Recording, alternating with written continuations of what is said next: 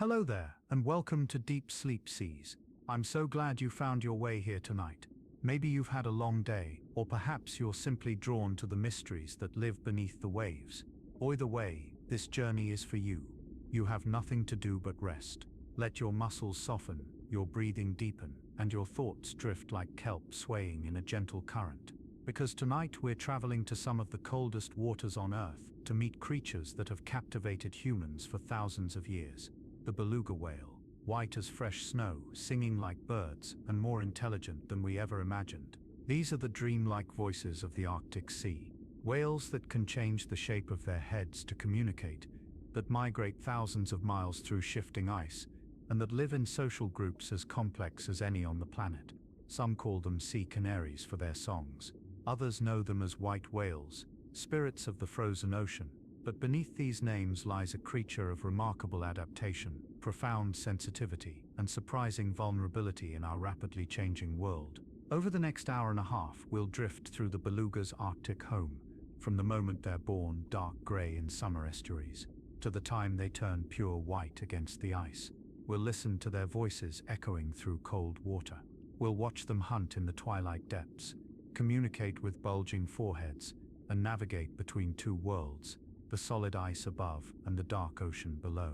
You'll hear about their threats and their resilience, their ancient bonds with indigenous peoples, and the scientists working to understand them before it's too late. Some of what you hear might surprise you, but all of it will remind you that the ocean holds wonders we're only beginning to understand. So settle in, close your eyes if you haven't already, and let's begin our journey to the Arctic, where the water is cold, the ice sings, and white whales glide like ghosts through the blue twilight beneath. The first thing most people notice about a beluga whale is the color: pure, brilliant white. Not the muted gray-white of old ice or the translucent white of jellyfish, but an almost luminous white that seems to glow against dark water. It's a color so distinctive that these whales are often called white whales, and in Russian waters the word beluga itself comes from the Russian word for white. But here's something many don't know. Beluga whales are not born white. They enter the world wrapped in shades of gray and brown, dark enough to blend with the silty estuaries where their mothers give birth each summer. A newborn beluga calf emerges into the water, a dusky gray-brown, sometimes with hints of blue. The color serves a purpose in those first vulnerable weeks, camouflaging the calf in murky coastal waters where predators might prowl. But as the weeks turn to months, something remarkable happens. The calf begins to lighten, first to a slate gray, then to a softer pewter. By their first birthday, young belugas have faded to a lighter gray with hints of the white to come. The transformation continues slowly, gradually, a process tied to the whale's growth and sexual maturity. By the time a female reaches 8 to 10 years old, or a male reaches 14 to 18, they have achieved their characteristic brilliant white. This isn't simply a surface change. The white coloration comes from the loss of pigment in their skin as they mature, combined with their unique skin structure and the thick layer of blubber beneath. Some females retain hints of gray even into adulthood, faint shadows of their younger selves. But most belugas achieve a white so pure it can be spotted from aircraft flying high above the Arctic Ocean. Against sea ice, this coloration offers camouflage. Against open water, it makes them visible. But by that point in their lives, visibility matters less. They're large enough, smart enough, and social enough to navigate the dangers of their world. Standing next to a full-grown beluga whale, you'd be looking at an animal between 11 and 15 feet long, with females typically smaller than males. They're not the largest whales by far. A blue whale would dwarf them, but belugas are still substantial creatures, weighing between 1,000 and 3,300 pounds when fully grown. That weight isn't just muscle and bone. 40 to 50% of a beluga's body weight is blubber, a thick insulating layer that can measure 4 inches in places, sometimes even thicker. 10 inches of blubber have been recorded. This fatty blanket is their primary defense against the bone-chilling waters of the Arctic, where temperatures can drop to 32 degrees Fahrenheit, the freezing point of seawater. But what truly sets belugas apart from most other whales is what they don't have. No dorsal fin rises from their backs, where you'd expect to see the tall triangular fin of a dolphin or the massive dorsal fin of a killer whale. Belugas have only a subtle ridge running along their spine. This ridge is thick and tough, and scientists believe it serves a crucial function. Without a dorsal fin jutting upward, belugas can swim beneath sheets of sea ice without injury. They can navigate the undersides of ice fields, searching for breathing holes and polynyas, those patches of open water that form in frozen seas. A dorsal fin would be a liability in such an environment, scraping against ice, hindering movement, creating vulnerabilities. The belugas has traded the stabilizing effect of a dorsal fin for the freedom to live in a world where the ceiling is often solid. This adaptation becomes even more impressive when you consider another unique feature of beluga anatomy. Unlike most whales and dolphins, whose neck vertebrae are fused together into a solid column, belugas have unfused neck bones. This means they can turn their heads side to side, up and down, moving their heads independently of their bodies. Imagine a whale looking over its shoulder, craning its neck to investigate something behind it, nodding up and down. Most cetaceans can't do this. They must turn their entire bodies to change their field of vision. But belugas have retained a flexibility that other whales lost millions of years ago, and this flexibility serves them well in an environment where ice can block passages, where prey might hide in crevices, and where coordination with pod members requires constant visual contact. Their bodies are stocky, almost rotund, with a shape that some describe as torpedo-like but softer, more yielding. They lack the sleek, streamlined perfection of dolphins built for speed. Belugas are not fast swimmers. They move through the water with a rolling, gentle motion, rarely rushing, conserving energy in an environment where food can be scarce and every calorie counts. Their flippers are short and broad, with males developing slightly curled tips while females maintain flatter edges. These flippers give them excellent maneuverability in tight spaces, allowing them to pivot, reverse, and navigate through complex ice fields with surprising grace.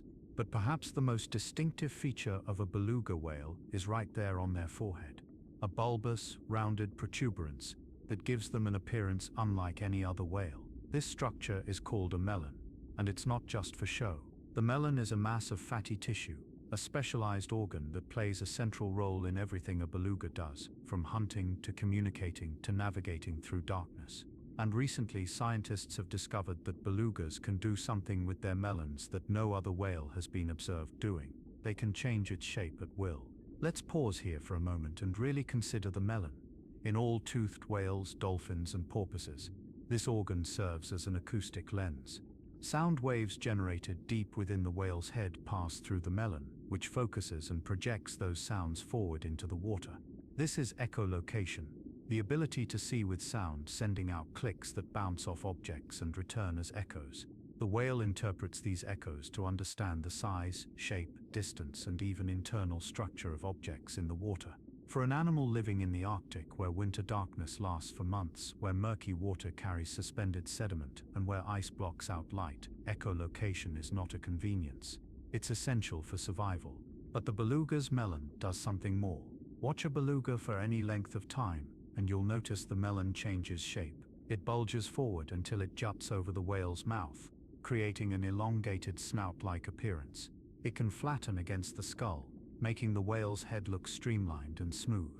It can lift upward, forming what looks almost like a fleshy hat. And in one of the most distinctive movements, belugas can shake their melons with enough force that the fatty tissue jiggles and wobbles. For years, scientists assumed these shape changes were only related to echolocation, a way to adjust the focus of outgoing sound. But in 2024, researchers published groundbreaking work showing that belugas use melon shapes as a form of communication. They documented 5 distinct shapes: flat, lift, press, push, and shake. And crucially, these shapes occur 34 times more frequently during social interactions than when belugas are alone. 93.6% of the time, these shapes happen when another beluga is watching. Think about what this means. Whales are often thought to have limited facial expressions because their skin is thick and tough, not flexible like the skin on a primate's face. But belugas have found another way. They use this malleable organ on their foreheads to create visual displays. A male performs a melon shake, a rapid wobbling motion, primarily during courtship, directed at females. The message seems clear: pay attention to me. A beluga pushes its melon forward, elongating its face, during aggressive encounters or social play, perhaps making itself look larger and more imposing. Press and lift shapes occur in various contexts, their exact meaning still being deciphered, but their function as signals is becoming clearer. This discovery changes how we understand beluga communication. They don't just rely on sound. They have a visual language too, one that requires intelligence, intention, and social awareness. A beluga making a melon shape in the line of sight of another beluga is engaging in deliberate communication, something that requires recognizing what another individual can see, understanding that visual displays convey information, and choosing when and how to deploy them. And the melon itself is a marvel of biological engineering. It's composed primarily of fats, but not ordinary fats. The lipids inside the melon have different acoustic properties than the fats in the rest of the whale's body. The inner core conducts sound differently than the outer layers, creating a gradient that helps focus sound waves into a tight beam. The melon can be as large as a significant portion of the whale's head, and while all toothed whales have melons, the beluga's is unusually large, unusually flexible, and uniquely visible. When a beluga makes sounds for echolocation or communication, you can sometimes see the melon change shape in real time, responding to the internal movements of air through nasal sacs and sinuses. The composition of the melon varies throughout its structure. At the core, fats rich in something called isovaleric acid create regions of lower sound speed. Toward the edges, different fatty acids change the acoustic properties. This creates a lens not made of glass or crystal, but of carefully structured living tissue. As sound passes through, it's focused and directed, allowing belugas to create narrow, highly directional beams of sound when echolocating, or wider, more diffuse patterns when communicating socially. Touch a beluga's melon, and it yields soft and pliable, almost like gelatin. Videos of people pressing on beluga melons in aquariums have gone viral, showing the way the tissue dimples and holds the impression of a finger before slowly returning to shape. This squishiness isn't a sign of weakness, it's a sign of specialization. The melon needs to be soft and deformable to do its job, and the muscles and connective tissues around it give belugas precise control over its shape.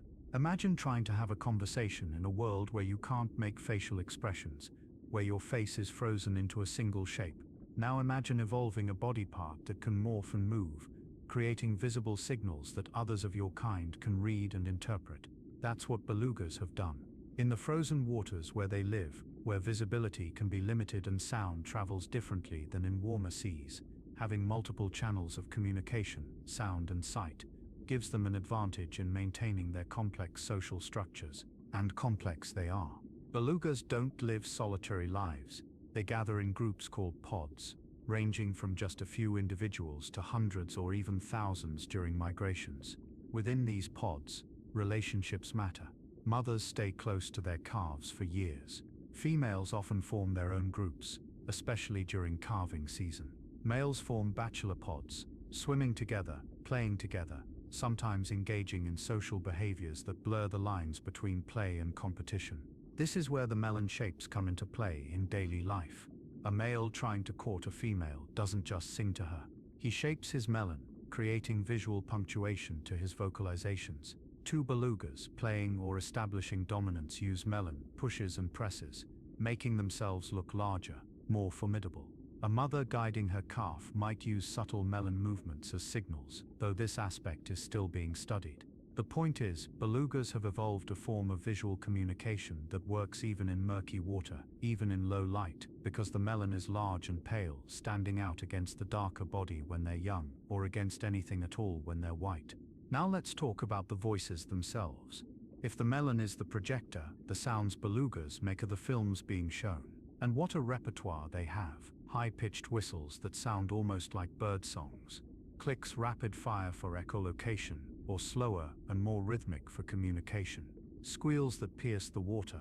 Clucks, mews, chirps, trills, and bell-like tones that have been compared to wind chimes ringing underwater.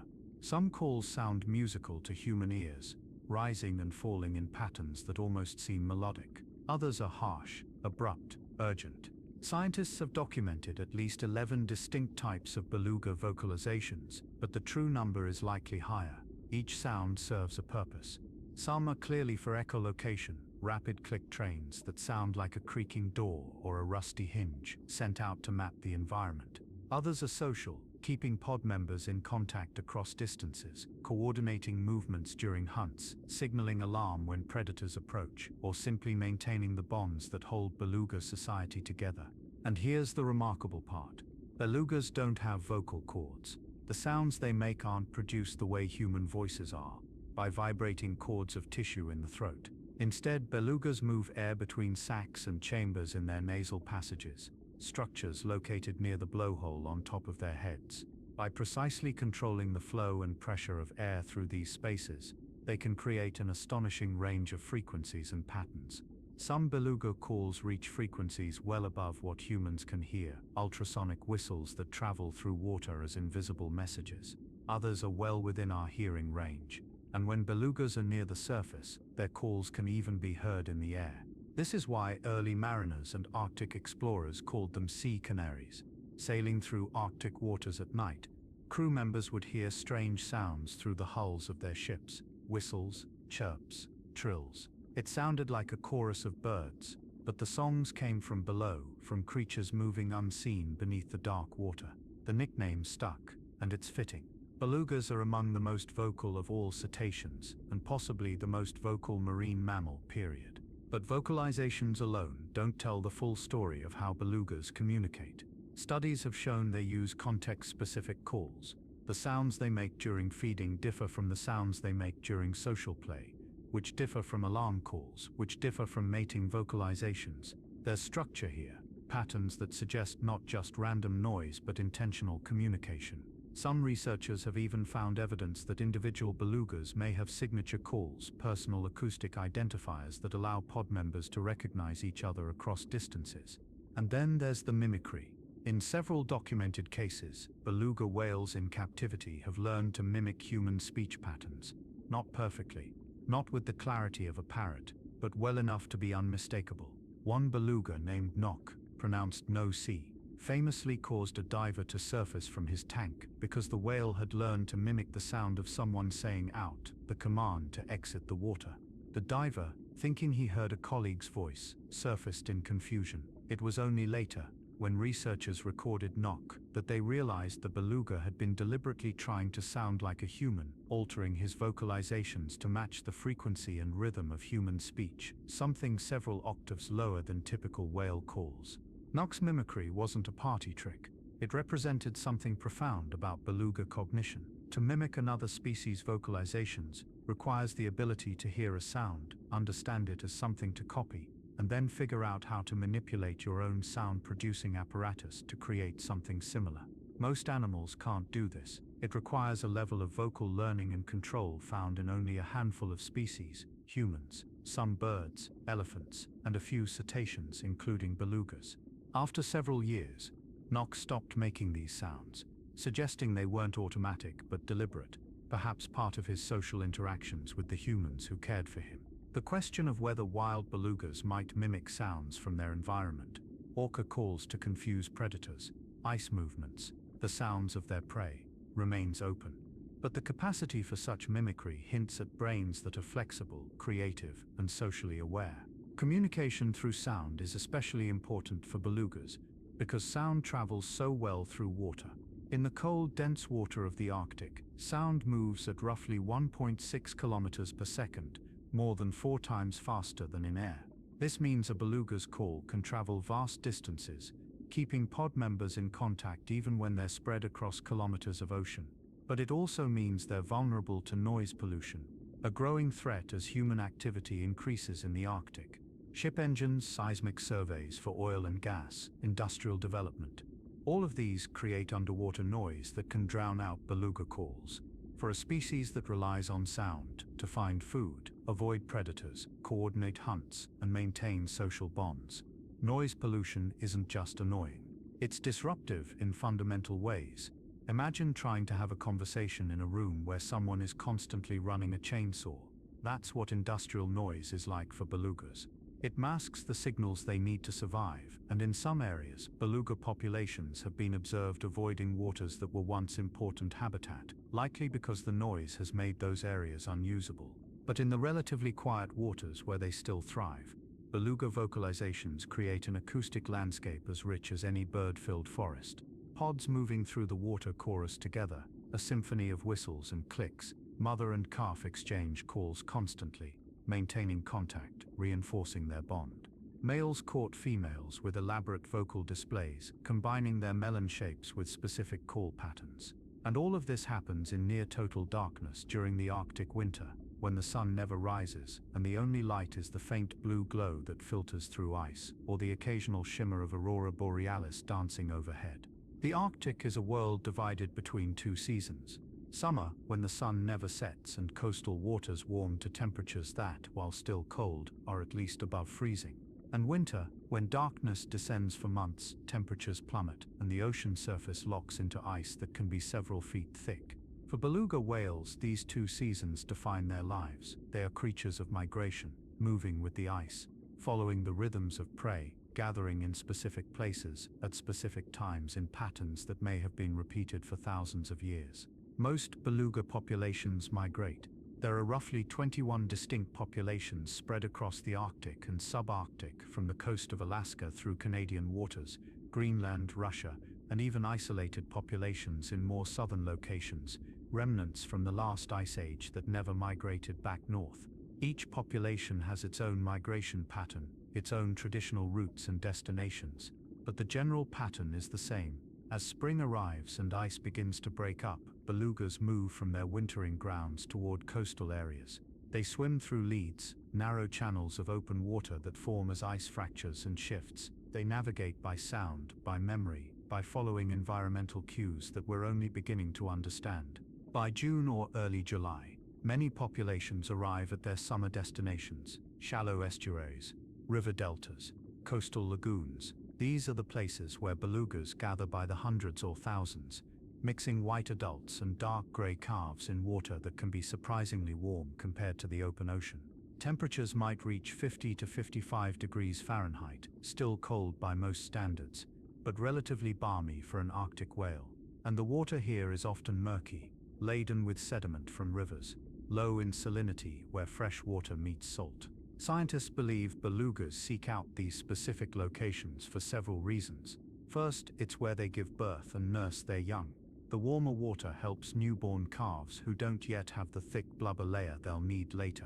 The shallowness offers some protection from predators. Killer whales prefer deeper water and may be less likely to enter areas where they could become stranded.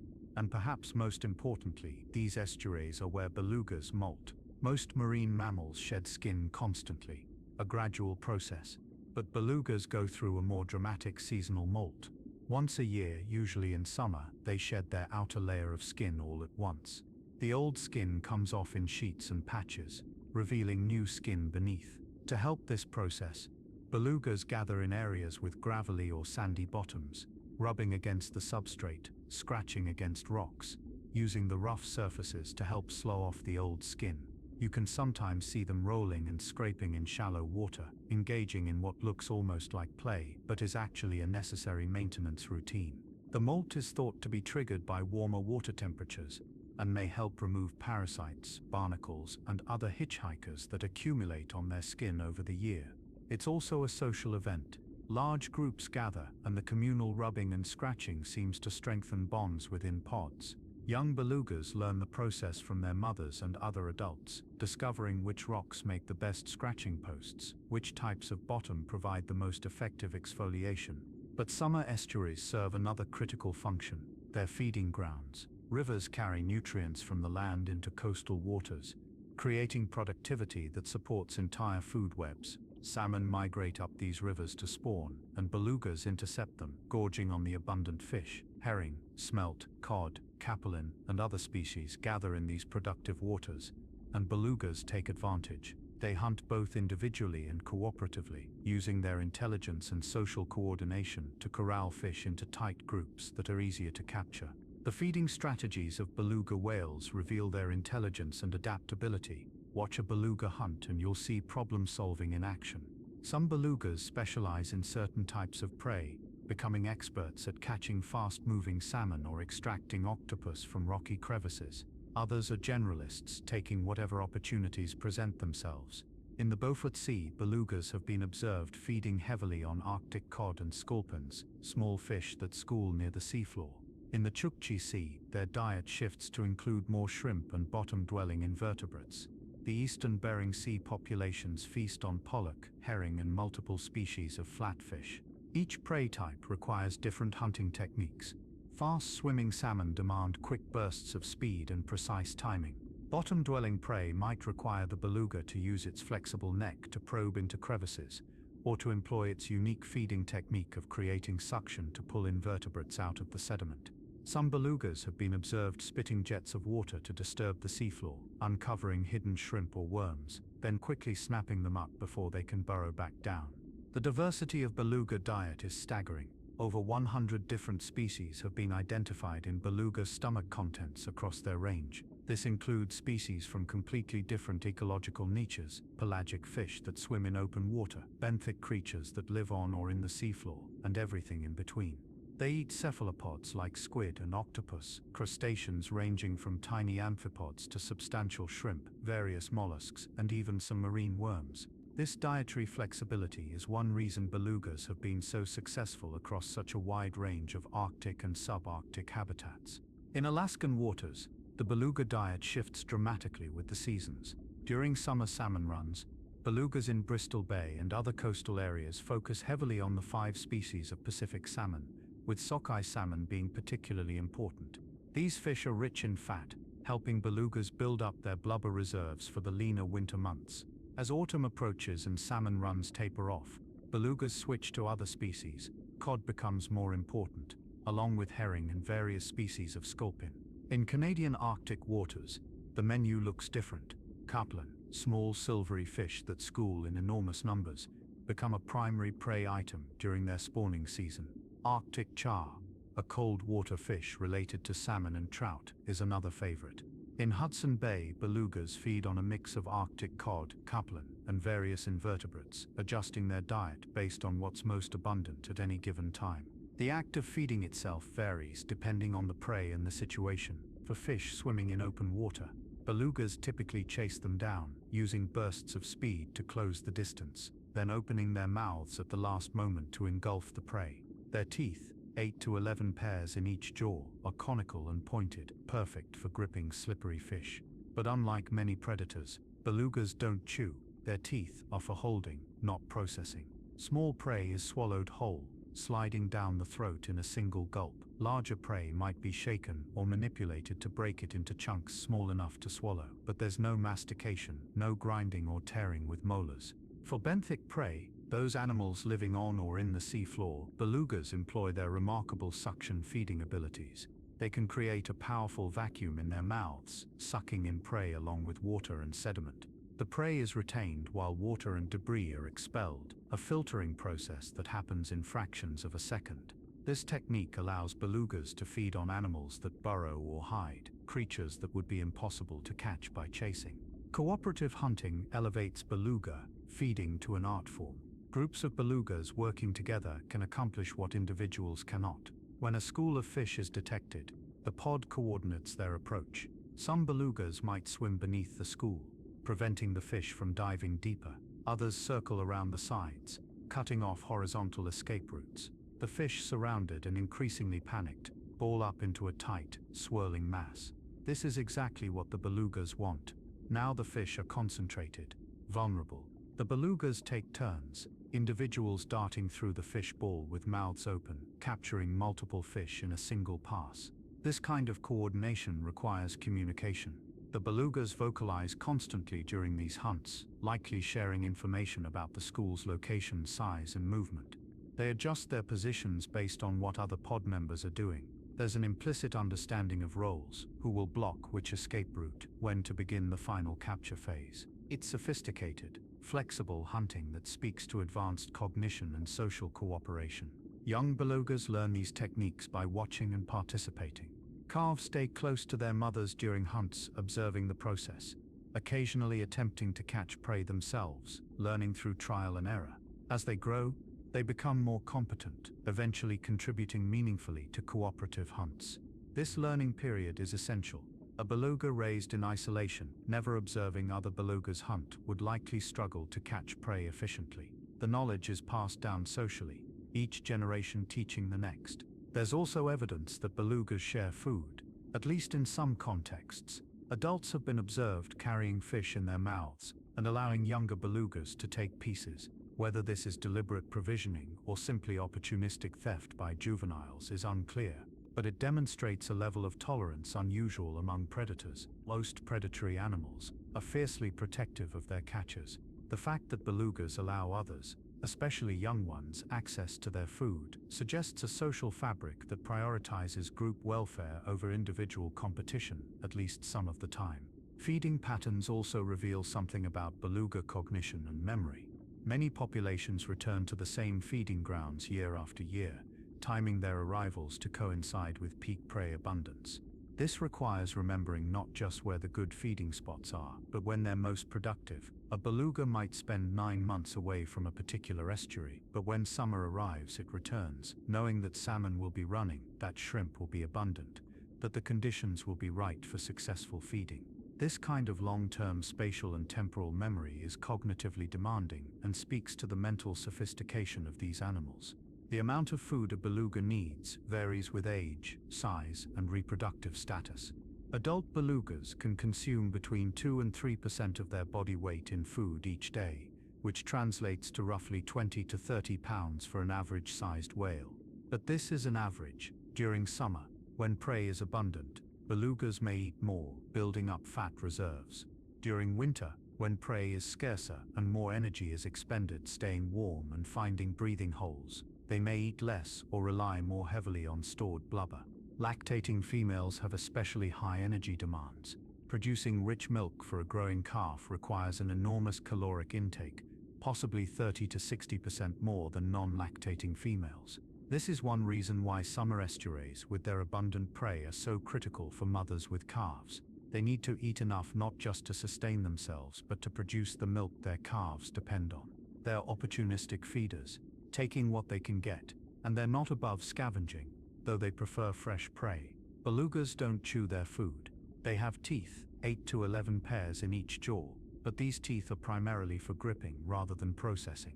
Prey is swallowed whole if it's small enough, or torn into chunks if it's larger.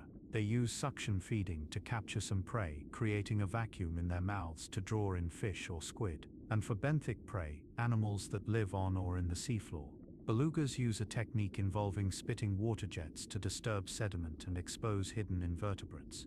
Cooperative hunting has been observed in several populations. Groups of belugas will work together to herd fish into tight balls, swimming around them in coordinated patterns, cutting off escape routes. Once the fish are concentrated, the belugas take turns darting through the ball, mouths open, capturing as many as they can before the school disperses. It's sophisticated behavior requiring communication, timing, and an understanding of the roles each individual plays. But summer abundance is temporary. As autumn approaches and temperatures begin to drop, belugas start moving again. They leave the estuaries and coastal lagoons, heading back toward deeper water. Ice begins to form at the edges of the Arctic Ocean, spreading inward from the shore. Leads and polonias, which were open water in summer, start to close. The belugas follow the edge of the ice, staying near open water but not venturing too far from areas where they can surface and breathe. The autumn migration is a time of transition, not just in location but in behavior. The urgency of summer feeding gives way to the careful navigation required in ice-covered waters. Pod structures may shift, with some groups joining together for the migration while others disperse. The social calls change too, becoming more frequent as belugas maintain contact across greater distances, coordinating their movements through increasingly complex ice fields. Navigating through forming ice requires all of a beluga's sensory and cognitive abilities. As freeze-up progresses, the ocean surface transforms from open water to a complex mosaic of ice patches, leads, and polonias. From above it might look chaotic, random, but to belugas listening from below, there are patterns. Ice makes sounds as it forms and moves. Fresh ice creates different acoustic signatures than old ice. Pressure ridges, where ice sheets collide and buckle upward, sound different from smooth ice. Open water has its own acoustic character, distinct from the muffled quality of sound traveling through or reflecting off ice. Belugas use these acoustic signatures to navigate. They can hear leads forming kilometers away, the crack and pop of ice breaking apart. They can detect the subtle sounds of currents flowing beneath ice, indicating where pollinators might persist. Their echolocation becomes even more critical during this time. They send out clicks that bounce off the underside of ice, creating a sonic map of the frozen ceiling above them. They can detect thickness variations, finding areas where ice is thin enough to break through if necessary. And break through they can. The dorsal ridge on a beluga's back, that tough, fibrous structure where other whales have fins, becomes a tool during winter. When a beluga needs to create or enlarge a breathing hole, it can swim upward with force, ramming the ice with its back. For ice up to 10 centimeters thick, roughly 4 inches, belugas can usually break through. They use the ridge as a battering ram, striking repeatedly if necessary, until the ice fractures and they can push their heads through to breathe. This ability is life-saving in situations where breathing holes start to freeze over or where a lead closes unexpectedly, but it has limits. Ice thicker than 10 centimeters is generally too tough for belugas to break, and if they find themselves in an area where all the surrounding ice exceeds this thickness, they can become trapped. Historical records describe tragic scenarios where dozens or even hundreds of belugas have been found dead or dying in areas of open water too small to sustain them, surrounded by ice too thick to penetrate. As the small pool of open water freezes over, the whales have no escape. These mass trapping events, called SAST in some indigenous languages, were once more common, though climate change and decreasing ice coverage may be making them rarer. But they haven't disappeared entirely. The risk remains, especially in areas where ice dynamics are unpredictable, where sudden cold snaps can freeze over areas that were open just hours before. Winter habitat for belugas is less well understood than summer habitat, precisely because observing them becomes so much more difficult. Satellite tags that worked in summer may fail in the cold, their batteries drained by sub-zero temperatures, or their attachment points compromised by ice accumulation. The whales may move into areas where ice makes observation impossible from ships or aircraft. Radio signals don't penetrate ice well, so even belugas carrying functioning tags may go silent when they're beneath solid ice cover. But from the tracking data we do have, combined with indigenous knowledge and occasional observations, a picture emerges. Most beluga populations don't migrate as far south as you might expect. They stay in Arctic or subarctic waters year-round, using the ice rather than fleeing from it. Some populations migrate to specific wintering areas where pollinators persist, areas of open water maintained by upwelling currents or geographical features that prevent ice from fully forming. The waters near the Bering Strait, for instance, host several populations during winter, drawn by the combination of open water and abundant prey. Other populations remain more dispersed, moving through the ice as conditions allow. Following the shifting mosaic of leads and breathing holes, their movements become more nomadic, less predictable than the directed migrations of summer. They may travel hundreds of kilometers in winter, searching for food or better ice conditions, or they may stay in relatively small areas if conditions are favorable. Winter habitat for belugas is less well understood than summer habitat because tracking them becomes more difficult.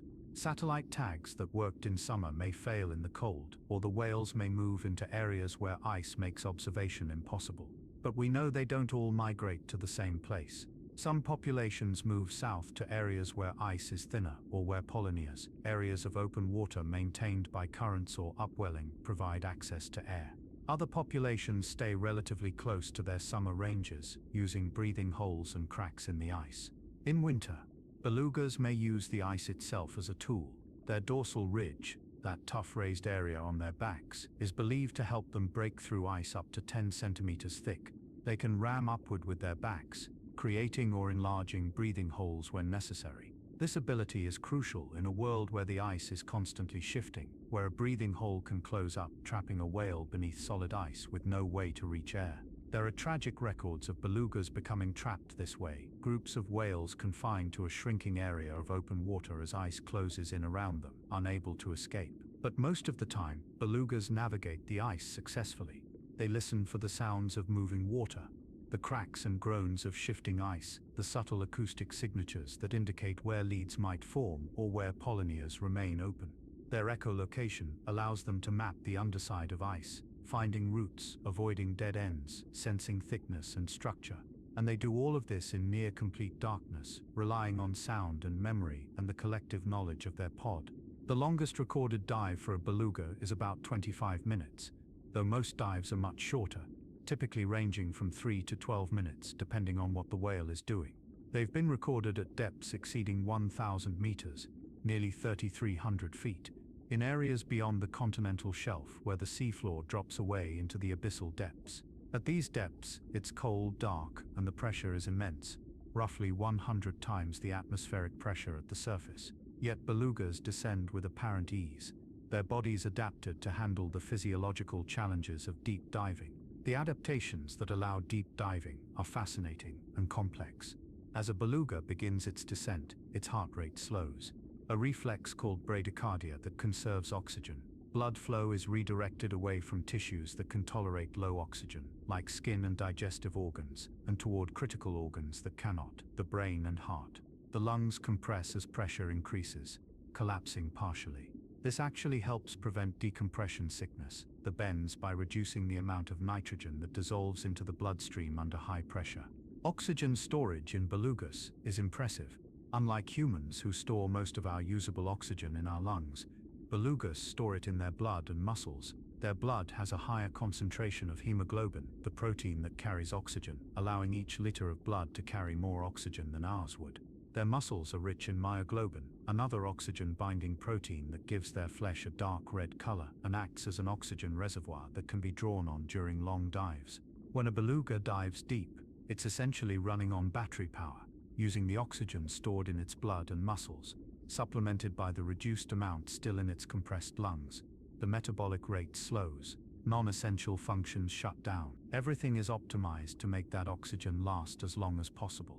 Some researchers have described it as a controlled asphyxiation, the whale deliberately depleting its oxygen stores to near critical levels before returning to the surface. Ascent from a deep dive must be managed carefully, though it's less of an issue for belugas than for human divers, because their lungs collapse, less nitrogen dissolves into their blood and tissues, reducing the risk of bubble formation as they ascend. Still, belugas don't typically rocket straight to the surface from a deep dive. They ascend at a controlled pace, sometimes pausing at intermediate depths, allowing their bodies to adjust. The sensory world of a diving beluga is dominated by sound. In the darkness of the deep ocean, vision is nearly useless. What little light penetrates from the surface at depth is so attenuated, so filtered by water, that it provides almost no useful information. But sound travels beautifully. The cold, dense water of the Arctic Ocean is an excellent medium for acoustic transmission. Sound waves travel farther, faster, and with less distortion than in warmer waters. This is where echolocation becomes absolutely essential. A diving beluga emits clicks, rapid pulses of sound generated in its nasal passages and focused by the melon into a beam that projects forward. These clicks travel through the water at roughly 1,600 meters per second, striking objects and bouncing back as echoes. The beluga receives these echoes primarily through its lower jaw, which is filled with fatty tissue that conducts sound to the inner ear. By analyzing the timing, frequency, and intensity of returning echoes, the beluga constructs a sonic image of its surroundings. The resolution of this echolocation is stunning. Belugas can detect objects the size of a coin at distances of tens of meters. They can distinguish between different materials, telling the difference between a living fish and a dead one, between rock and sediment, between ice and open water. They can perceive internal structure, hearing the swim bladder inside a fish, the texture of tissue, the presence of bones. It's a kind of X-ray vision through sound, allowing them to see in total darkness with a precision that rivals or exceeds human vision in daylight. But echolocation isn't just for avoiding obstacles and finding prey. It's also a communication tool. The same clicks used for navigation can be heard by other belugas, potentially providing information about what the clicking whale has found. And belugas modulate their echolocation depending on context. When navigating through ice, they use certain patterns of clicks. When hunting, the patterns change, becoming faster, more focused. When socially interacting, the acoustic landscape shifts again, mixing echolocation clicks with other vocalizations in complex, context-dependent ways.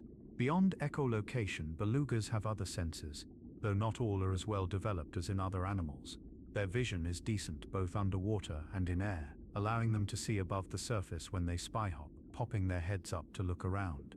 The eye is protected by an oily secretion that washes away debris and may help streamline the eye's surface as the whale swims.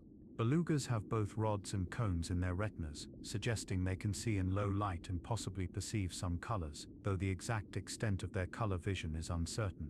Touch is surprisingly important for belugas. Their skin, despite being thick, is highly sensitive, especially around the head and flippers. Belugas frequently make physical contact with each other, rubbing, nuzzling, touching flippers. This tactile communication reinforces social bonds, conveys information, provides comfort. Mother and calf maintain almost constant physical contact, the calf's body pressed against the mother's flank, learning her movements through touch as much as through sight or sound. Taste and smell in belugas are less well understood. Like other cetaceans, they have limited or no sense of smell. The olfactory structures have been reduced or lost over evolutionary time. Taste may be present to some degree, helping them distinguish between different prey items or detect chemical signals in the water, but it's not a dominant sense. Their world is primarily acoustic and tactile, secondarily visual, and only minimally chemical.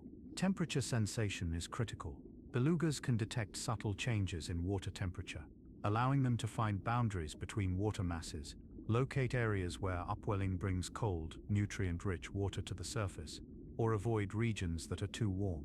Their thermal sense helps them navigate the complex oceanography of the Arctic, where temperature gradients can indicate prey concentrations, current patterns, or the presence of sea ice. All of these sensory inputs are processed by a large, complex brain. The beluga brain is about the same size as a human brain, roughly 1,300 to 2,000 grams, though distributed differently. The cerebral cortex, the part of the brain associated with higher cognitive functions, is highly folded, creating a large surface area packed into the skull.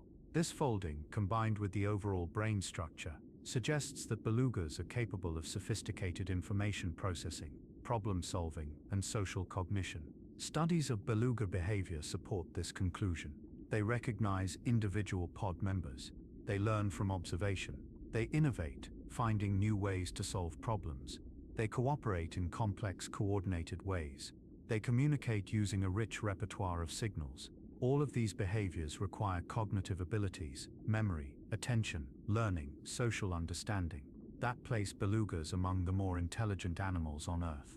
But belugas aren't the deepest divers among whales. They're not pushing the limits of what's physiologically possible like sperm whales, which can dive for over an hour at depths exceeding 2,000 meters. Belugas are more generalist, capable of deep dives when necessary, but equally comfortable in shallow water. This versatility is part of what makes them successful. They can feed on the bottom in deep water, or in the shallows of an estuary. They can hunt under solid ice, or in open ocean. They can live near human settlements, or in the most remote reaches of the Arctic. Yet this adaptability also makes them vulnerable. As climate change warms the Arctic faster than almost anywhere else on Earth, the patterns that have defined beluga life for millennia are shifting. Ice is forming later in autumn, sometimes weeks later than historical averages. It's melting earlier in spring.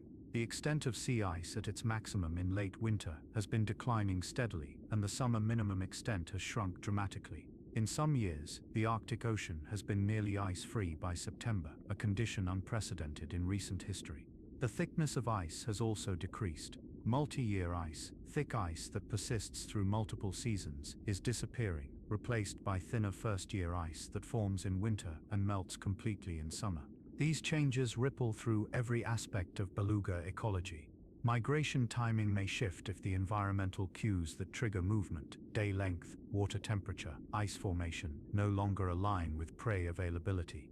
A population that has traditionally arrived at a feeding ground in June might find that the prey peak has already occurred, or hasn't yet begun, because warming waters have shifted the timing of fish spawning or zooplankton blooms.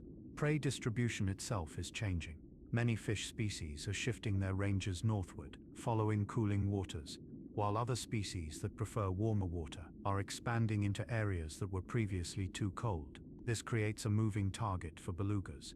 The cod they once found reliably in one area might now be elsewhere, forcing belugas to search more widely, expend more energy, and potentially compete with other predators for diminishing resources. The nutritional quality of prey can also be affected. Warming waters can alter the fat content of fish, making them less calorie-dense. This means belugas must eat more to get the same energy, which may not be possible if prey abundance has also declined. For lactating females, this could mean producing less milk, leading to slower calf growth, higher juvenile mortality, and ultimately lower population growth rates. Changes in ocean chemistry add another layer of complexity. As the ocean absorbs carbon dioxide from the atmosphere, it becomes more acidic.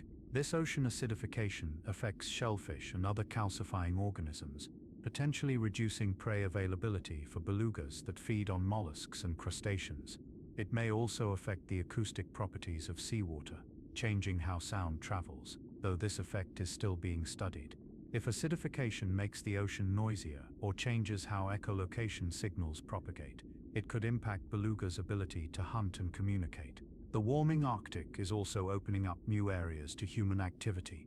As ice retreats, shipping routes that were once impassable for much of the year are becoming navigable for longer periods. The Northwest Passage, a route through the Canadian Arctic archipelago, and the Northern Sea Route, along Russia's Arctic coast, are seeing increased traffic. Cargo ships, tankers, cruise ships, all bring noise, pollution, the risk of collisions, and the potential for oil spills. Shipping noise is particularly problematic for belugas. Ships produce low-frequency rumbling from engines and propellers, sounds that travel vast distances underwater. These low-frequency sounds can mask beluga calls, making it harder for them to communicate. Imagine trying to hold a conversation next to a highway. That's what shipping noise is like for belugas. They have to vocalize louder, more frequently, or give up trying to communicate at all. In areas with heavy ship traffic, belugas have been observed avoiding waters they historically used, displaced by noise into less suitable habitat. The risk of ship strikes, collisions between vessels and whales increases with traffic. While belugas are relatively small and agile compared to large baleen whales, they can still be struck by fast-moving ships, especially in areas where visibility is poor or where whales gather in predictable locations. A strike can cause immediate death or injuries that lead to infection, starvation, or impaired swimming ability. Oil and gas development is expanding in the Arctic as ice retreat makes previously inaccessible areas exploitable. Seismic surveys, used to map underwater oil and gas deposits, involve creating extremely loud sounds that propagate through the ocean. These sounds can be heard hundreds of kilometers away and can cause temporary or permanent hearing damage in marine mammals. There's evidence that seismic surveys disrupt feeding, breeding, and migration behaviors in various species, though the specific impacts on belugas are still being quantified. The extraction, transport, and processing of fossil fuels bring additional risks. Oil spills in the cold Arctic waters are especially difficult to clean up. Oil spreads beneath ice, making it hard to reach. Cold temperatures slow the natural breakdown of oil. Spilled oil can coat beluga skin, mat their fur if ingested during grooming, and contaminate prey. The impacts of a major oil spill on a beluga population could be catastrophic, especially for small isolated populations that have limited genetic diversity and limited ability to absorb losses. Even without spills, routine operations introduce pollutants. Drilling platforms discharge wastewater. Ships leak fuel. Industrial facilities release airborne and waterborne contaminants that accumulate in the marine food web. Belugas, as top predators, are particularly vulnerable to bioaccumulation, the process by which contaminants become concentrated at higher levels of the food chain. Among the most concerning contaminants are polychlorinated biphenyls, or PCBs, industrial chemicals that were widely used but are now banned in many countries because of their toxicity. Despite the bans, PCBs persist in the environment, especially in the Arctic where global air and ocean currents carry them from distant sources. These chemicals accumulate in blubber and can reach levels that impair immune function, reproduction, and development. Some beluga populations, particularly those in industrialized areas like the St. Lawrence River, carry PCB loads high enough to classify their carcasses as toxic waste. Heavy metals like mercury, cadmium, and lead also accumulate in belugas. Mercury from coal-burning power plants and industrial processes enters the atmosphere, deposits into oceans, and gets converted by bacteria into methylmercury, a highly toxic form that bioaccumulates. As belugas feed on fish that have already concentrated mercury from their own prey, the levels magnify, reaching concentrations that can affect neurological function and reproductive success. The combined effects of multiple stressors are particularly worrying. A population dealing with climate-induced prey scarcity might be more vulnerable to disease. Whales stressed by noise pollution might have weakened immune systems, making them more susceptible to contaminants. The interactions between stressors can be synergistic, meaning the combined impact is greater than the sum of individual impacts. This makes predicting outcomes difficult and underscores the need for comprehensive ecosystem-based management approaches. One of the most significant climate-induced changes is the increased presence of killer whales in Arctic waters. Orcas are formidable predators, the largest members of the dolphin family, reaching lengths of 30 feet and weights of 10,000 pounds. They're fast, intelligent, highly social, and hunt cooperatively. For belugas, orcas are one of the most dangerous threats. In areas where orcas and belugas overlap, attacks are not uncommon. Groups of orcas have been observed pursuing beluga pods, singling out individuals and killing them. Historically, belugas had a refuge from orcas. The ice, killer whales, with their tall dorsal fins, cannot easily navigate under ice. The fin makes it difficult to surface through breathing holes, and the risk of becoming trapped under ice deters orcas from venturing too far into ice-covered waters. Belugas, lacking a dorsal fin, have no such limitation. When orcas appeared, belugas could retreat into areas with more ice, using the frozen landscape as protection. But as ice extent and duration decrease, this refuge is shrinking. Orcas are spending more time in Arctic waters, arriving earlier in spring and staying later into autumn. In some areas, they're now present during times when they were historically absent. Local indigenous communities report dramatic increases in orca sightings over the past few decades. In Kotzebue Sound, Alaska, researchers conducting acoustic monitoring expected to record belugas, but instead found their hydrophones picking up orca calls almost daily, while beluga calls were rare. The implication is clear. Orcas are displacing belugas from areas the belugas once used regularly. The direct impact of predation is concerning enough. Even a few successful kills per year can impact a small population, but the indirect effects may be even more significant. Belugas alter their behavior in response to orca presence. They avoid certain areas, change their vocalizations to be less conspicuous, and possibly abandon feeding grounds that are too risky. This behavioral shift can reduce their access to food, increase energy expenditure, and disrupt social structures. Polar bears, while less mobile than orcas, remain a threat in certain contexts. During summer, when belugas gather in shallow estuaries, polar bears patrol the shores. These bears are marine mammals too, though they spend more time on land and ice than in water. They're powerful swimmers and opportunistic predators. A polar bear hunting belugas typically waits near a predictable surfacing area, a spot where belugas regularly come up to breathe, perhaps near the mouth of a river or along a shoreline with favorable currents. When a beluga surfaces, the bear strikes with a paw swipe, using hook claws to grab the whale and drag it toward shore. These attacks are not the main source of mortality for belugas, but they're part of the predation landscape. For calves, which are smaller and less experienced, the risk is greater. A mother beluga with a calf must balance feeding opportunities against predation risk, choosing when to enter shallow water, how long to stay, when to retreat to safer depths. The interplay between climate change, prey availability, predation risk, and human activity creates a complex web of challenges for belugas. No single threat operates in isolation. They all interact, compounding each other in ways that make prediction difficult and management essential. Understanding these interactions requires long-term monitoring, research that spans decades, collaboration between scientists and local communities, and a willingness to adapt management strategies as conditions change. One of the most significant risks is increased predation by killer whales. Orcas are formidable predators, larger and faster than belugas. In the past, thick sea ice provided a refuge. Killer whales with their tall dorsal fins have difficulty navigating under ice. The fin impedes their movement, makes it harder for them to surface through breathing holes, and generally restricts their access to ice-covered areas.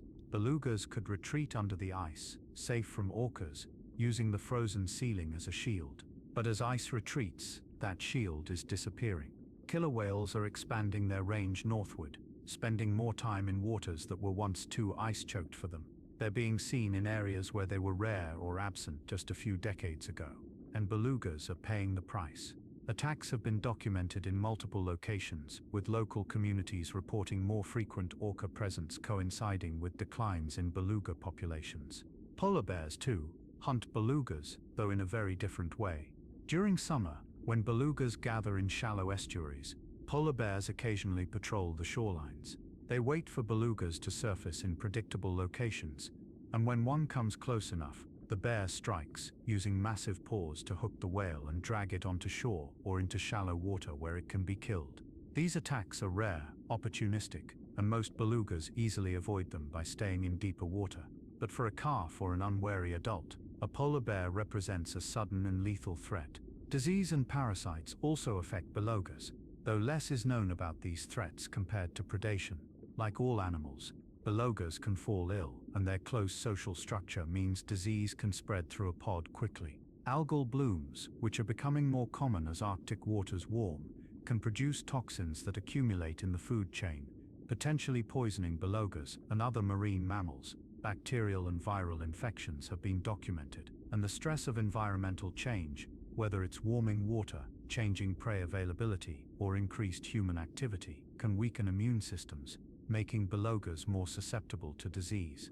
Then there's humanity's more direct impact: underwater noise from shipping, oil and gas development, sonar testing, chemical pollutants that wash into rivers and concentrate in the blubber of top predators like belugas, entanglement in fishing gear, which can injure or drown whales, habitat degradation as coastal areas are developed, estuaries dredged and river systems altered.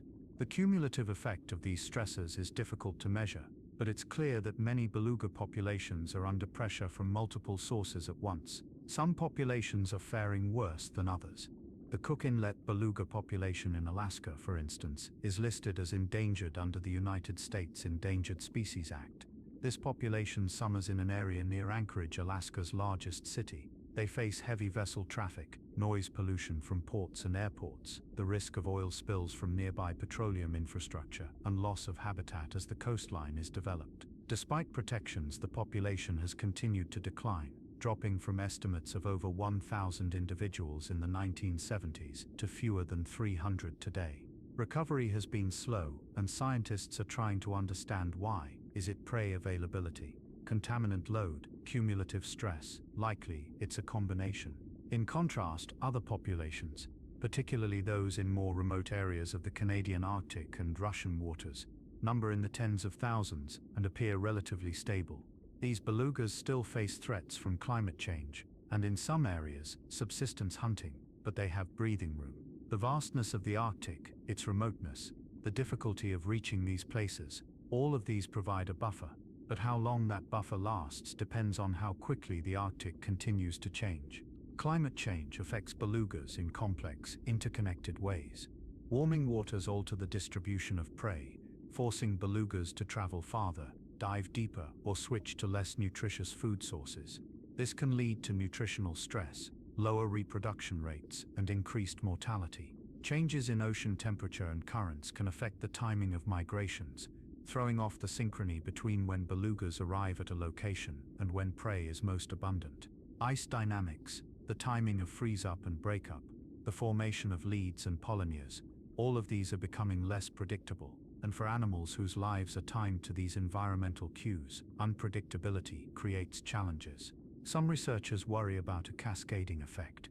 Less ice means more orca predation, which reduces beluga populations. Smaller populations are less resilient to other stressors like disease or food scarcity. Stressed populations have lower reproductive success, which further hampers recovery. And the window for adaptation, for belugas to adjust their behaviors and ranges in response to change, may be closing faster than they can respond. Yet belugas have shown remarkable resilience. Genetic studies reveal that they've survived massive changes before: ice ages, warming periods, fluctuating sea levels. They've persisted through these changes by being flexible, generalist, and smart. The question is whether the pace of current change is too fast, whether the cumulative weight of modern stressors is more than they can bear. Conservation efforts are underway. Critical habitat has been designated for the Cook Inlet population. areas that are legally protected from certain types of development and disturbance. Subsistence hunting by Alaska Native communities continues but is carefully regulated to prevent overharvest. Researchers track belugas using satellite tags, studying their movements, diving behavior, and habitat use to better understand their needs. Acoustic monitoring helps map where belugas spend their time, which areas are most important for feeding or calving, and where human activity overlaps with whale habitat. In Canada, community-based monitoring programs engage local indigenous communities, whose knowledge of belugas spans generations. These programs combine traditional ecological knowledge with modern science, creating a more complete picture of how belugas are faring and what threats they face. Inuit hunters and elders share observations about ice conditions, beluga behavior, changes they've noticed over their lifetimes. This knowledge is invaluable because it extends back farther than scientific records and is grounded in intimate daily interaction with the Arctic environment. Internationally, efforts focus on reducing ship strikes, minimizing noise pollution, and preparing for oil spills. The Arctic Council, a group of 8 Arctic nations, has developed guidelines for shipping that aim to protect marine mammals. These include recommendations for ship speeds, routing away from sensitive areas, and seasonal restrictions during times when belugas are concentrated in specific locations. But guidelines are only effective if they're enforced, and enforcement in the vast remote Arctic is challenging. There's also a push to understand beluga communication and cognition better. If we can decode more of their vocalizations, understand the subtleties of their melon shapes, and map their social networks, we'll be better equipped to assess how human activity disrupts their lives. If we know that a particular frequency of noise interferes with mother-calf communication, we can design quieter ships. If we understand which areas are critical for social bonding, we can prioritize those for protection. Some populations of belugas are still hunted for subsistence by indigenous peoples. This practice is thousands of years old, deeply embedded in cultural traditions and essential for communities whose food security depends on what they can harvest from the land and sea. In most cases, this hunting is sustainable, carefully managed to ensure that only a certain number of whales are taken each year, not enough to threaten the population. Hunters use traditional knowledge to select which whales to take, avoiding females with calves, targeting adult males when possible, ensuring the population can sustain the harvest. But not all hunting has been sustainable. In the past, commercial whaling targeted belugas for their oil, meat, and skin. Thousands were killed, driving some populations to the brink. This commercial hunting is now banned in most places, though illegal hunting and poaching occasionally occur. The shift from commercial to subsistence hunting has allowed many populations to recover, but recovery takes time, and for small, isolated populations, every individual loss matters. The relationship between belugas and indigenous Arctic peoples is complex, respectful, and ancient. To the Inuit, belugas are not just resources, they are relatives, beings with whom humans share the Arctic, creatures deserving of respect and gratitude. Traditional practices include ceremonies before and after hunts, rules about how belugas are killed and processed, and prohibitions on waste. Every part of the whale is used meat for food. Skin, known as muktuk, is eaten and considered a delicacy rich in vitamins, blubber for oil, bones and teeth for tools and art. The cultural significance of belugas extends far beyond their material uses. In Inuit cosmology, animals have spirits, and treating them with respect is essential not just for ethical reasons but for practical ones. An animal treated poorly will not give itself to hunters in the future. This belief system creates a framework for sustainable use, where taking only what's needed, honoring the animal, and avoiding waste are spiritual requirements as much as practical guidelines. Beluga hunting in traditional Inuit culture is a communal activity. When a beluga is taken, the meat and other products are shared according to customary rules, with distribution ensuring that elders, widows, and others without hunters in their families receive shares. This sharing reinforces social bonds, creates networks of obligation and reciprocity, and ensures that the benefits of the hunt spread through the community. The hunt itself requires skill, knowledge, and courage. Approaching belugas in small boats or kayaks, often in cold water with dangerous ice nearby, demands intimate knowledge of whale behavior, weather patterns, and the marine environment. Hunters learn from their elders, apprenticing for years before being trusted to take the lead in a hunt. Indigenous names for belugas reflect this relationship. In Inuktitut, they're called beluga, a word that carries connotations of whiteness and the Arctic environment. The Inupiaq. People know them as Siswaq. The Yupik have their own terms. These names carry generations of knowledge, stories of how belugas behave, where they go, what they mean to the people who depend on them. Each name is embedded in a linguistic system that encodes ecological knowledge, describing subtle differences in ice types, wind conditions, whale behaviors that English lacks words for.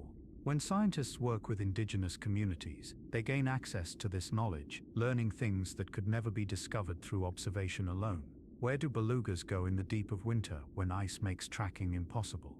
Elders know based on hundreds of years of accumulated observations passed down through oral tradition. What do changes in ice sound like, and what do they mean for beluga movements? Hunters can describe it in detail, having listened to ice their entire lives. What are the early signs that a migration is beginning, or that prey is abundant? Community members notice subtle cues that researchers visiting for a few weeks or months might miss entirely. This collaboration between traditional knowledge and modern science represents a model for conservation that respects both the whales and the people who have coexisted with them for millennia. It acknowledges that conservation isn't just about protecting animals from people. It's about finding ways for people and wildlife to share space sustainably, recognizing that indigenous communities have managed these relationships successfully for far longer than Western science has existed. The knowledge these communities hold is invaluable, detailed, proven over centuries of practice, and deserves to be honored and integrated into management decisions. In recent years, some indigenous communities have voluntarily reduced or halted beluga hunting in response to population declines. The Cook Inlet belugas, for instance, were once harvested by Alaska Native communities, but when the population declined steeply, hunting was stopped to allow recovery. This decision wasn't imposed from outside. It came from within the communities themselves, reflecting a deep understanding of sustainability and a willingness to sacrifice in the short term for long-term whale survival. That's stewardship in its truest form. Yet these communities also face challenges from changes they didn't cause. Climate change, driven largely by industrial activity far from the Arctic, is altering the environment in which they live. Contaminants produced by factories and cities thousands of miles away concentrate in the Arctic food web, making traditional foods less safe. Increased shipping and development bring economic opportunities but also environmental risks and social disruptions. Indigenous voices are increasingly prominent in Arctic policy discussions, advocating for their rights, their knowledge to be respected, and their ways of life to be protected as the Arctic changes around them. Modern research has revealed aspects of beluga biology that were unknown just decades ago and has validated much of what indigenous knowledge holders have always said. Satellite telemetry, where small transmitters are attached to whales, allows scientists to track individual belugas over months or even years. These data show migration routes in precise detail, revealing that belugas travel thousands of kilometers between summer and winter ranges, that they use specific corridors and stopover sites, and that individuals show fidelity to certain locations year after year, returning to the same estuary each summer for their entire lives, a pattern called philopatry. These tracking studies have revealed population-specific migration patterns. The eastern Chukchi Sea belugas migrate from the Bering Sea through the Bering Strait, traveling along Alaska's northern coast to summering grounds in Kasaguluk Lagoon. The eastern Beaufort Sea population summers in the Mackenzie River Delta in Canada. Other populations have their own traditional routes, passed down through generations, with mothers teaching daughters, and the knowledge persisting even as individual whales age and die. Genetic studies have uncovered the population structure of belugas across their range, revealing that belugas from different regions are genetically distinct, having been separated for long enough that they've begun to diverge. This matters for conservation because it means we can't simply assume that belugas from one area can repopulate another if a local population is wiped out. Each population is unique, adapted to its specific environment, carrying genetic lineages that may go back thousands of years. Losing a population means losing not just individual whales but an entire evolutionary lineage, a suite of adaptations, and the cultural knowledge of migration routes and feeding grounds that has been passed down through generations. Photo identification, where researchers photograph individual belugas and use unique markings, scars, and coloration patterns to recognize them over time, has allowed studies of longevity, social bonds, and reproductive history. We now know that beluga whales can live for 70 to 80 years, possibly longer. Aging belugas is done by examining growth layers in their teeth, similar to counting rings in a tree. Each year, a beluga adds a growth layer group, or GLG, to its teeth. The oldest recorded beluga had 80 GLGs, though wear on the teeth means this may underestimate true age. Some researchers believe belugas might live even longer, perhaps into their 90s. But confirming this requires following individuals throughout their entire lifespans, studies that take human lifetimes to complete. Acoustic monitoring, using underwater microphones deployed in beluga habitat, has provided insights into when and where belugas vocalize, how often they use different areas, and how they respond to environmental changes or human activity. In some regions, networks of these hydrophones create acoustic landscapes, allowing researchers to track pod movements, identify individual whales by their signature calls, and detect changes in behavior that might indicate stress or disturbance. Drone photography and photogrammetry, using aerial images to measure whale size and body condition, allow non-invasive health assessments. By photographing belugas from above and using software to measure their body dimensions, researchers can estimate weight, blubber thickness, and overall condition without needing to handle the animals. This is particularly valuable for endangered populations where any additional stress could be harmful. Comparing measurements across years reveals whether individuals are maintaining good condition, losing weight, or thriving, providing early warnings of population health problems. Studies in aquariums and marine facilities have contributed significantly to our understanding of beluga biology, particularly aspects that are nearly impossible to observe in the wild. Births in aquariums are carefully documented, providing data on gestation length, birth timing, calf development milestones, nursing patterns, and maternal care behaviors. This information helps researchers understand what's normal, what variations exist, and what might indicate problems in wild populations. For instance, knowing typical calf growth rates from aquarium studies allows researchers to assess whether wild calves are growing normally when they're photographed during fieldwork. Research in aquariums has also revealed beluga cognitive abilities. Training programs have demonstrated that belugas can learn complex tasks, understand symbolic communication, solve novel problems, and even show something resembling self-awareness when given mirror tests. These aren't just party tricks. They're windows into beluga minds, revealing capacities that help explain their success in the wild, their social complexity, their ability to adapt to changing conditions. The collaboration between aquariums and field researchers extends to conservation. Aquariums participate in rescue and rehabilitation efforts when belugas strand or are found in distress. Staff trained in marine mammal care have saved individual belugas, including young calves that would have died without intervention. Data collected from these animals, health assessments, blood chemistry, tissue samples, contribute to the broader understanding of beluga biology and inform conservation strategies for wild populations. Yet the role of aquariums in conservation remains contentious. While many facilities emphasize education, research, and conservation contributions, critics argue that keeping intelligent, wide-ranging animals like belugas in captivity raises ethical concerns. The debate centers on whether the knowledge gained and conservation benefits provided justify the restrictions of captivity, whether facilities provide adequate space and social opportunities for animals evolved to travel thousands of kilometers and live in large social groups, and whether educational programs genuinely inspire conservation action or simply normalize the captivity of wild animals. This debate is complex, with valid points on multiple sides, and the ethical calculus may differ depending on the facility, the animal's origins, whether they're rescue animals that can't be released, and the specific conservation and research outcomes achieved. What's clear is that as wild beluga populations face increasing threats, every source of knowledge, every conservation tool becomes valuable. The challenge is ensuring that the methods we use to study and protect belugas align with our values and truly serve their long-term survival. This collaboration between traditional knowledge and modern science represents a model for conservation that respects both the whales and the people who have coexisted with them for millennia. It acknowledges that conservation isn't just about protecting animals from people. It's about finding ways for people and wildlife to share space sustainably, recognizing that indigenous communities have managed these relationships successfully for far longer than Western science has existed. Modern research has revealed aspects of beluga biology that were unknown just decades ago. Satellite telemetry, where small transmitters are attached to whales, allows scientists to track individual belugas over months or even years.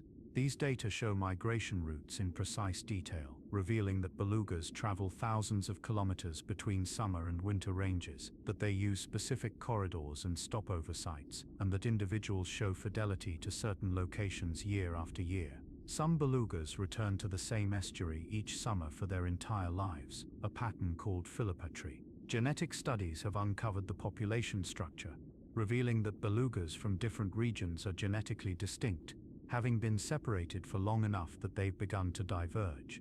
This matters for conservation because it means we can't simply assume that belugas from one area can repopulate another if a local population is wiped out.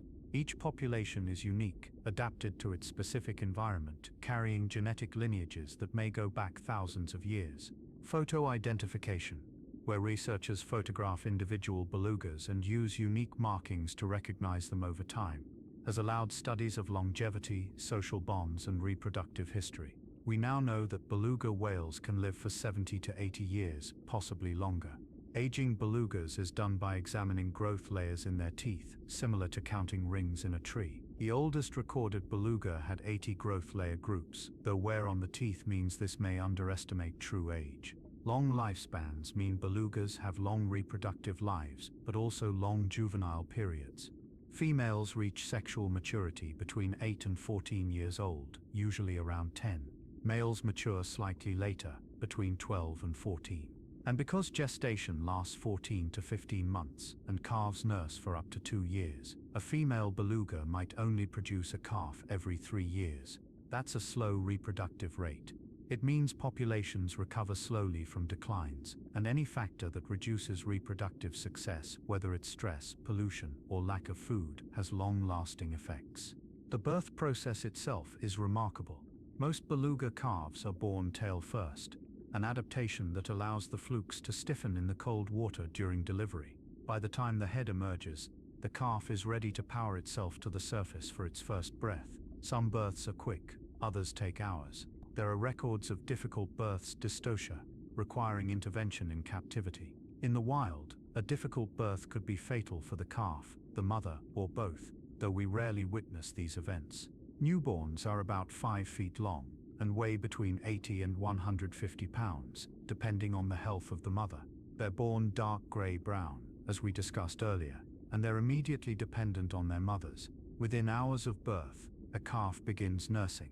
Beluga milk is rich, 28% milk fat, 11% protein, providing 92 calories per ounce. It's much richer than human milk or cow's milk, essential for fueling the rapid growth a calf needs in cold water. Nursing happens underwater.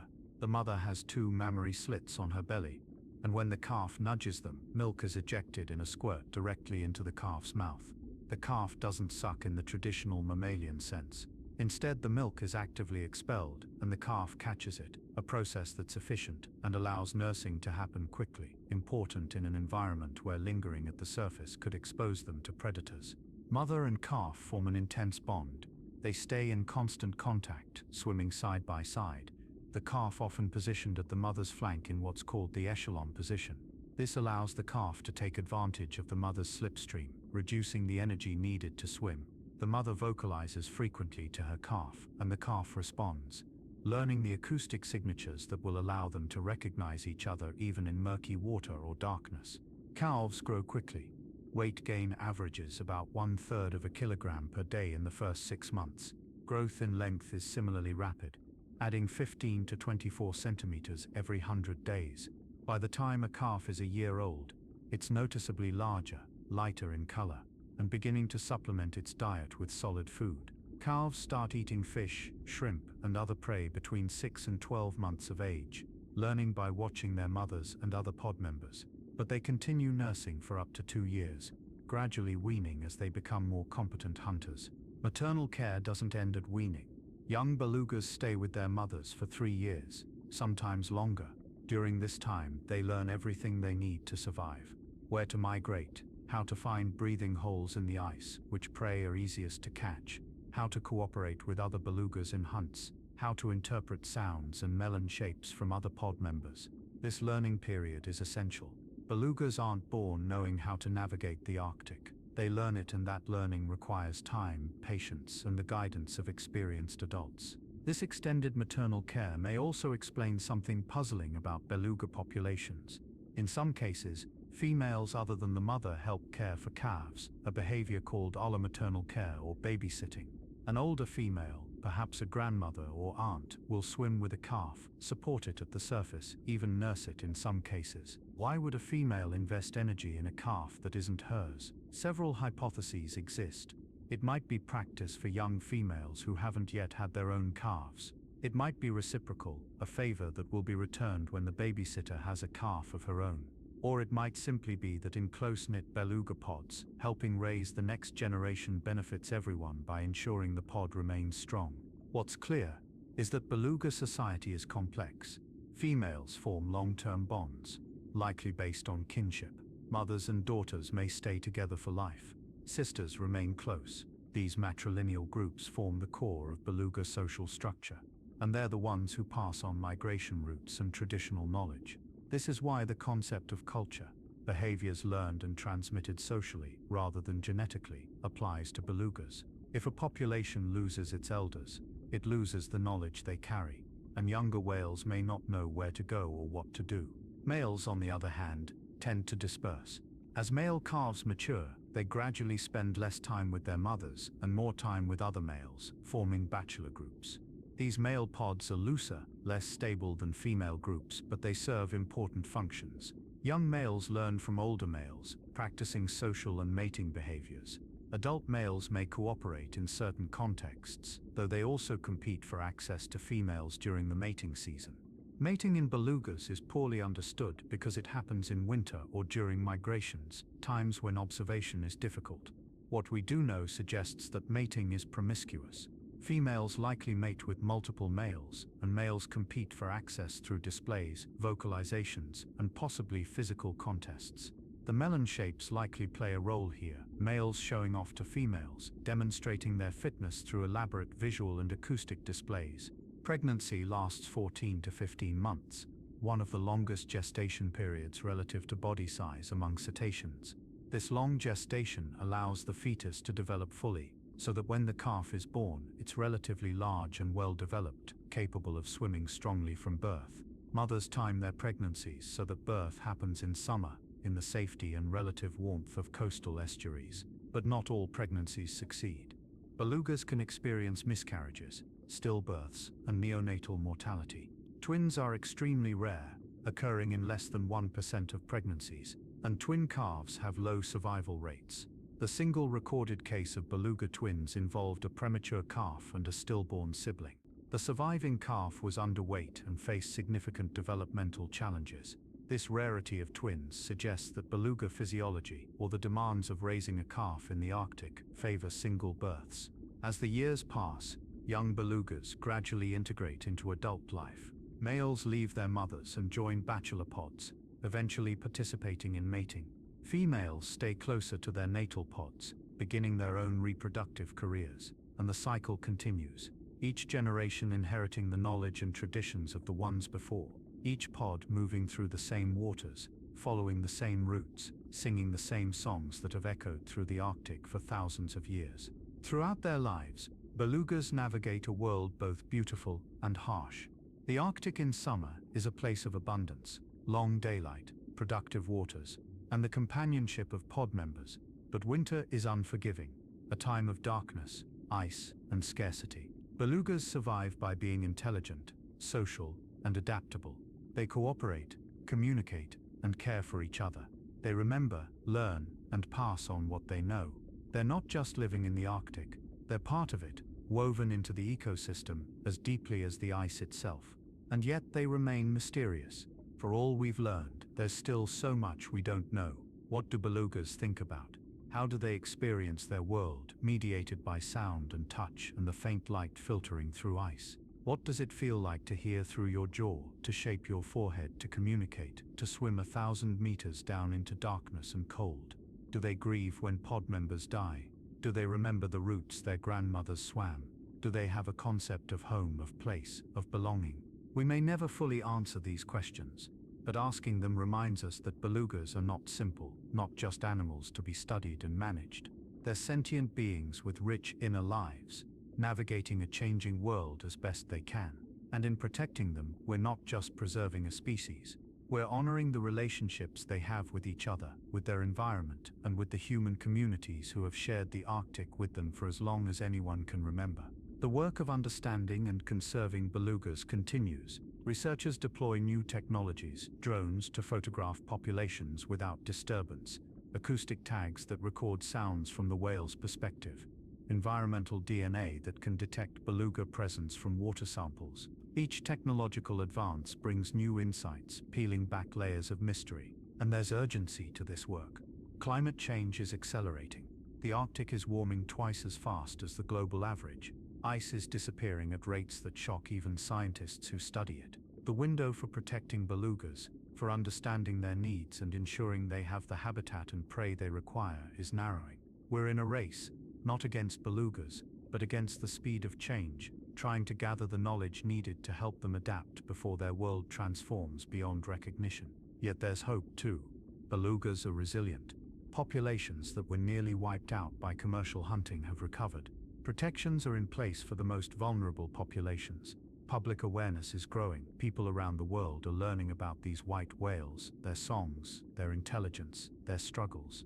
And that awareness translates into support for conservation, for regulations that reduce harm, for funding that supports research and protection. In some ways, belugas represent the Arctic itself. Beautiful, iconic, threatened by forces beyond their control.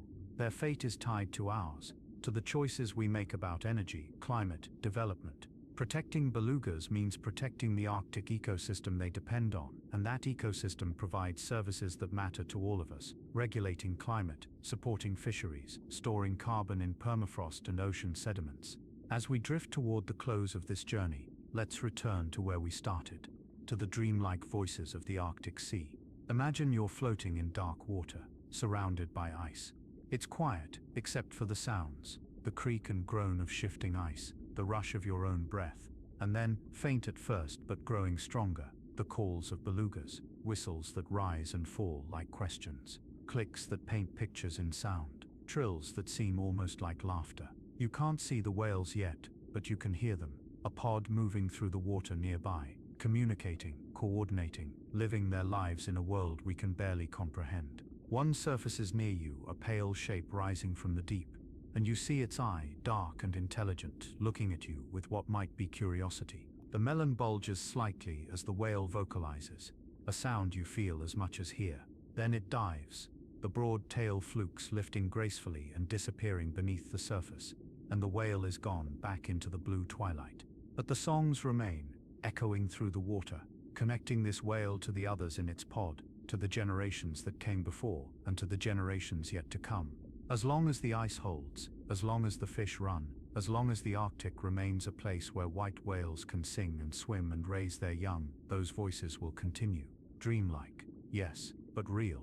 As real as the cold water, the ancient ice, and the enduring mystery of life in the far north. You are part of their world too, connected by the ocean that flows through all things, by the air you breathe that the whales breathe, by the shared fate of a planet undergoing change. Tonight, as you rest, the belugas continue their ancient patterns. They dive and surface. They call to each other across miles of dark water.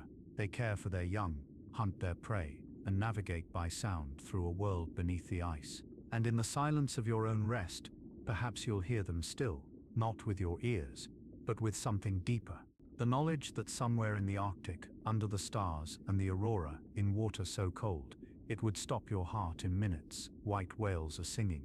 And their song is a reminder that the ocean holds mysteries and wonders beyond count, that intelligence and emotion and society exist in forms we're only beginning to understand, and that our responsibility extends not just to our own kind, but to all the creatures with whom we share this blue planet. Sleep now. Dream of white whales and cold seas, of songs that travel through darkness, of mothers guiding their young through shifting ice, of pods moving together, ancient and wise. Dream of an Arctic still wild, still alive with the voices of belugas, still holding space for mystery and wonder. And when you wake, remember them. Remember that they need us to be better, to do better, to protect the places they call home. The belugas are out there now, singing beneath the ice. And if we listen, if we care, if we act, they will be singing still for generations to come, not just in our dreams, but in the real, cold, beautiful Arctic waters where they belong. Rest easy, the ocean is vast, the whales are resilient, and hope, like their songs, carries across great distances through the dark. Good night.